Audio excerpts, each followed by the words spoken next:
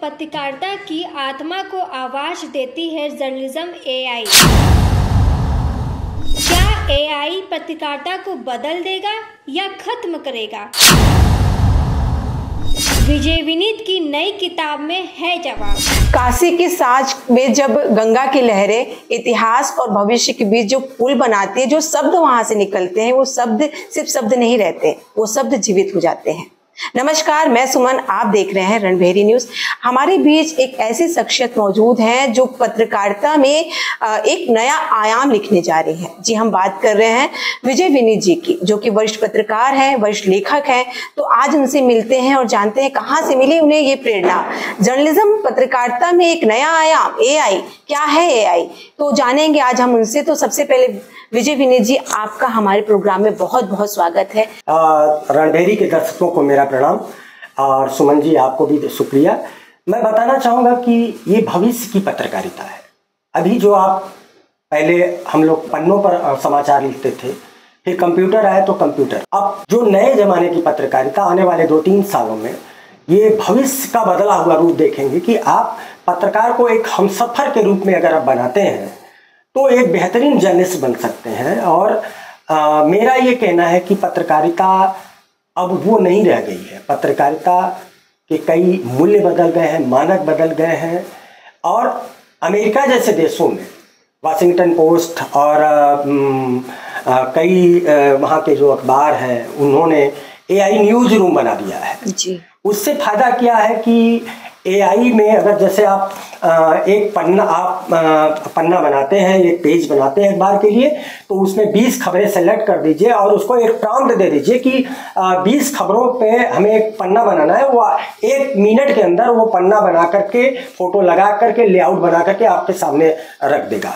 निश्चित तौर पे बेरोजगारी बढ़ सकती है, लेकिन अब आने वाले दिनों में जो पत्रकारों के सामने जो चुनौतियाँ हैं कि अगर आप एआई के जानकार नहीं हैं, जिसको आर्टिफिशियल इंटेलिजेंस कहते हैं, अगर आप एआई के जानकार नहीं हैं, एआई अगर आपको नहीं आता है तो आप कुछ नहीं कर पाएंगे। क्योंकि देखिए, एक पत्रकार जो खासतौर पर भारतीय पत्रकार जी, वो ऑलराउंडर होना चाहिए, मल्टीटास्कर जिसको कहते हैं। और अगर आप मल्टीटास्कर हैं, आपको एआई की भाषा भी आनी चाहिए, एआई कैसे काम करता है, एल्गोरिथम उसका कैसे काम करता है, प्रॉम्प्ट कैसे लिखा जाता है।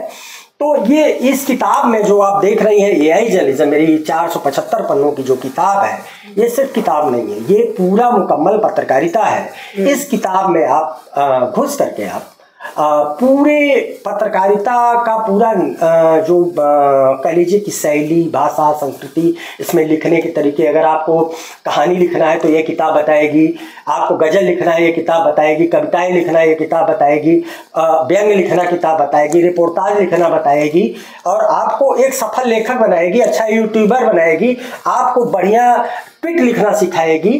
तो ये किताब खजाना है और ये देश की पहली किताब है। और मेरी जो आने वाली अगली पुस्तक होगी वो मोबाइल जर्नलिज्म पे, ये बच्चों को अच्छी हिंदी सिखा देती है। ये किताब भाषा सिखाती है, वर्तनी सिखाती है, लिखने के तौर तरीके सिखाती है, और पत्रकारिता कोर इशूज, क्राइम रिपोर्टिंग करनी है।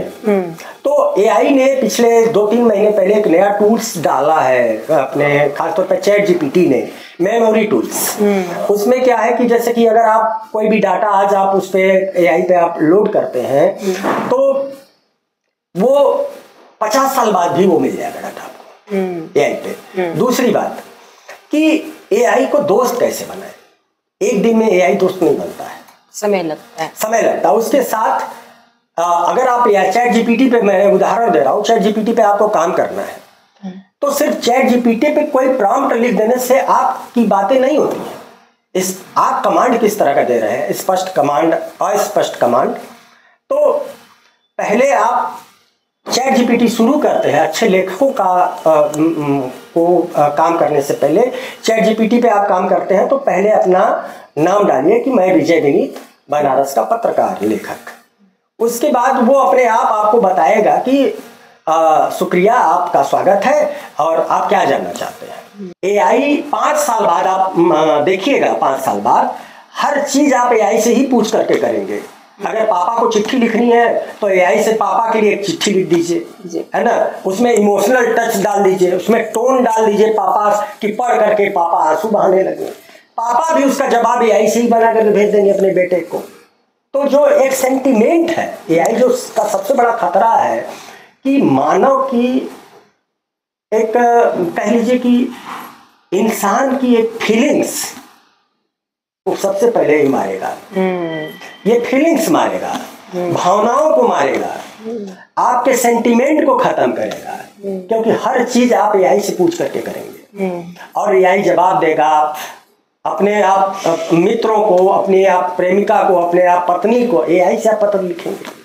पहले हम लोग जब पन्ने पर लिखते थे और उसमें एक शब्द होता था कि लिखा कम है ज्यादा समझना, वो बहुत बड़ी चीज हुआ करती।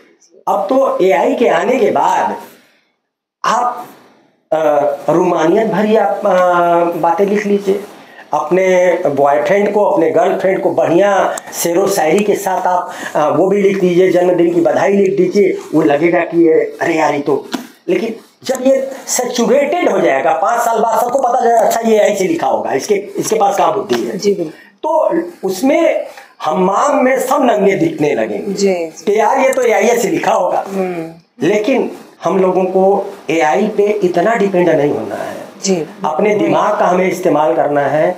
ये आपको गाइड बुक है, ये आपको रास्ता बताएगी, आपके काम को आसान कर देगी। आसान करने का नाम है। एआई पत्रकारिता में आप कितना नैतिक चुनौती मान रहे हैं कि भविष्य में हो एआई में? कि एआई और नैतिकता का सवाल, इसको आप निश्चित तौर पे नैतिकता का सवाल खड़ा होगा कि कितना सच है कितना झूठ है। सवाल है कि संवेदना कहाँ उपजेगी एआई में। जो आगे पत्रकारिता की पढ़ाई है, आपको क्या लगता है जिस तरीके से चीजें चल रही हैं उसका ढांचा परिवर्तित हो सकता है? हमने हमेशा प्रयोगवादी जर्नलिस्ट की तरह से मैंने काम किया है और मैंने ग्राउंड मेरी उत्तर प्रदेश का, मैं बिरला पत्रकार हूँ हिंदी का, कि मैं सबसे ज्यादा ग्राउंड रिपोर्ट कर लिखने वाला पत्रकार हूँ। और मैंने गांव की दुश्वारियाँ, वहाँ के आदिवासियों, वनवासियों, मुस्लिम अल्पसंख्यक समाज की हितों की रक्षा और मानवाधिकार को लेकर के मैंने बहुत लड़ाइयाँ लड़ी हैं। और पत्रकार अस्थायी रूप से विपक्ष होता है, अगर आप विपक्ष की भूमिका निभाते हैं तभी आप अच्छा पत्रकार हैं। जो ये आपकी जर्नलिज्म एआई जो ये बुक है, ये किस तरीके से एक जर्नलिस्ट को हेल्प करने वाले है? देखिए, एआई के आने से फर्क क्या पड़ा है। नेता या प्रधानमंत्री बनारस आए, उन्होंने 20 मिनट तक भाषण दिया और एआई के आने से 20 मिनट के बाद 2 मिनट 22वें मिनट पर वो न्यूज बन करके अखबार के दफ्तर में पहुंच जाएगी। इससे लोगों को जल्द सूचना भी मिल जाएगा और काम भी जल्दी हो जाएगा। ये जर्नलिज्म एआई की जो बुक है, और क्या क्या चीजें हैं जो? देखिए, इसमें मैंने इस किताब में सबसे बड़ी चीज दिया है कि रेडियो, टीवी, डिजिटल और एआई की जो आत्मकथा है कि एआई क्या कर सकता है क्या नहीं कर सकता है। ये किताब आपको रिज्यूम बनाना सिखाएगा, एक जुनून सिखाएगा।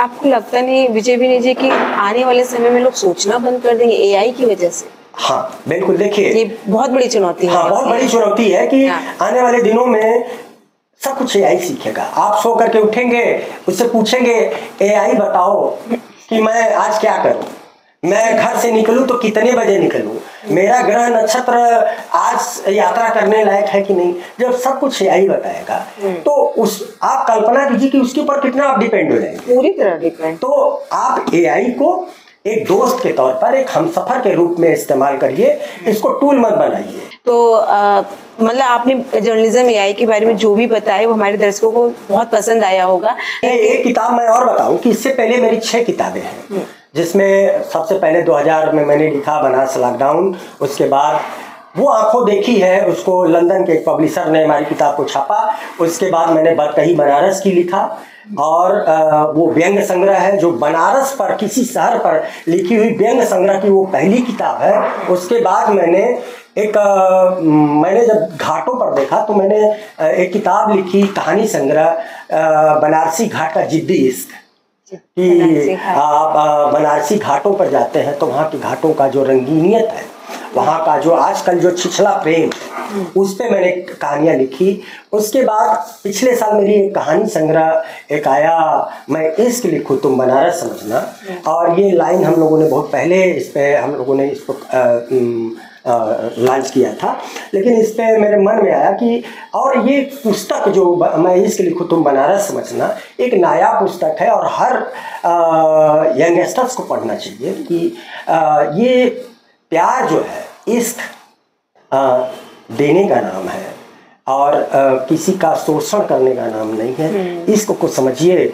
बनारस में मैंने दिया है कि बनारस अजूबा शहर है, इसके इश्क में भी तिलिस्म है जी। और जो बनारस आता है यहीं का होकर के रह जाता है, तो क्यों होकर के रह जाता है। और ख़ास तौर पे बनारसी इश्क और कोरोना का तासीर एक जैसा है, जब तक खुद को नहीं होता तब तक मजाक लगता है। जी बिल्कुल। मैं विजय विनीत जी के बारे में एक चीज और बता दूं कि शायद ये एक ऐसी पुस्तक लिख चुके हैं लिखने वाले जिसमें बारकोड से आप मतलब स्कैन करके गजल, वो मेरी गजल संग्रह अभी आने वाली है। हाँ। इसके अलावा ढेर सारी मेरी किताबें हैं। मैं एक अघोरी की काशी मैंने लिखी है, एक विद्रोही चकिया लिखी है, एक उस पार बनारस है, एक कविता संग्रह मैंने लिखी है। तो अब ये एक प्रयास है, एक साधना है, हम लोग कर रहे हैं, जितना हो सकेगा करेंगे और नई पीढ़ी को कोशिश है कि कुछ दे करके जाए। तो देखा आपने जर्नलिज्म एआई के बारे में, आज हमने विजय विनीत जी से जाना किस तरीके से एआई आपको मदद कर सकता है, किस तरीके से नुकसान भी पहुंचा सकता है। बहुत सारी बातें आज इन्होंने हमसे साझा की है। तो आज की स्टोरी में बस इतना ही। ऐसी दूसरी स्टोरी लेकर के मैं फिर से वापस आपके बीच में आऊंगी। मैं सुमन लता, कैमरा पर्सन अमित के साथ। धन्यवाद।